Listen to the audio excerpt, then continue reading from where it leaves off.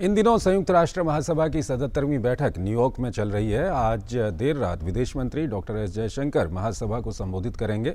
हमारे खास segment news lens में आज देखते हैं कैसा रहा दुनिया के देशों की सबसे बड़ी पंचायत का 77 वर्षों का सफर।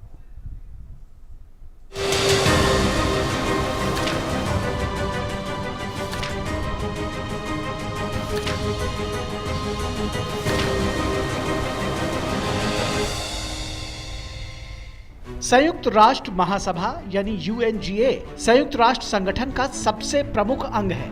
यूएनजीए संयुक्त राष्ट्र की एकमात्र ऐसी संस्था है जहां सभी सदस्य देशों को समान प्रतिनिधित्व मिला हुआ है। यूएनजीए का पहला अधिवेशन 10 जनवरी 1946 को लंदन में हुआ था। उस दौरान यूएनजीए में 51 सदस्य थे।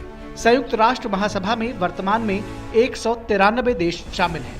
संयुक्त राष्ट्र महासभा की बैठक आमतौर पर हर वर्ष सितंबर के महीने में न्यूयॉर्क शहर स्थित मुख्यालय में आयोजित की जाती है।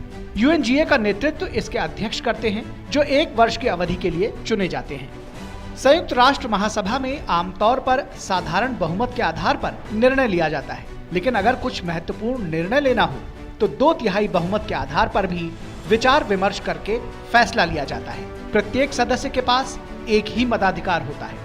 संयुक्त राष्ट्र महासभा में किसी के पास भी वीटो पावर नहीं होती है। 1953 में भारत की विजय लक्ष्मी पंडित यूएनजीए की 8वीं अध्यक्ष बनी, जो अब तक की एकमात्र भारतीय जीए अध्यक्ष थी। इस वर्ष की 77वीं संयुक्त राष्ट्र महासभा की बैठक यूक्रेन पर रूस के हमले की छाया में हो रही है। रूस यूक्रेन युद्ध के अलावा इस महासभा में कई अन्य महत्वपूर्ण वैश्विक विषयों पर चर्चा हो रही है, जैसे सतत विकास को बढ़ावा, अफ्रीका का विकास, मानवाधिकार की रक्षा और न्याय एवं अंतर्राष्ट्रीय कानूनों की रक्षा आदि। संयुक्त राष्ट्र महासभा में भारत के लिए ऐतिहासिक क्षण था जब प्रधानमंत्री नरेंद्र मोदी के प्रस्ताव पर 177 देशों ने 21 जून को अंतर्राष्ट्रीय योग दिवस मनाने के पक्ष में मतदान किया। पहला अंतर्राष्ट्रीय योग दिवस 21 जून 2015 को मनाया गया था। वही साल 1977 में अटल बिहारी वाजपेयी ने विदेश मंत्री के तौर पर संयुक्त राष्ट्र महासभा में हिंदी में अपना भाषण दिया था।